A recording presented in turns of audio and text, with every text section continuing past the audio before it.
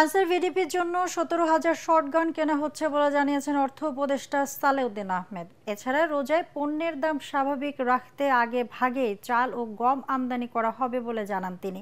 সচিবালয়ে সরকারি ক্রয় সংক্রান্ত উপদেষ্টা পরিষদ কমিটির সভা শেষে ব্রিফিংয়ে এসব কথা বলেন উপদেষ্টা। তিনি আরও বলেন, নির্বাচনে দায়িত্ব পালনে পুলিশের জন্য 40,000 বডি ক্যামেরা কেনার কথা থাকলেও গুরুত্ব বিবেচনায় সেই সংখ্যা কমানো হবে।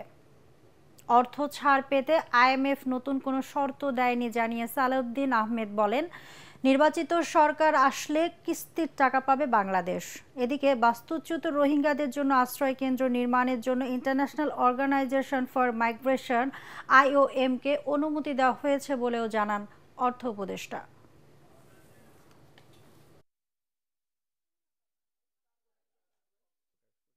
সার্বিকভাবে রোজার আগেই সেটা চাল, গম এগুলো আনছে, আর বাকিগুলো ক্রমাগত করছে। আর আপনারা জানেন অলরেডি তো এলসি খোলার ব্যাপারে বাংলাদেশ ব্যাংকে তো একটু লিবারেল হয়েছে। আমরা বলছি যেটা গতবার যেটা আমরা ডিসিশন নিয়েছিলাম, এইবার এটা কন্টিনিউ করবে যাতে করে দামটা সহনীয় হয়।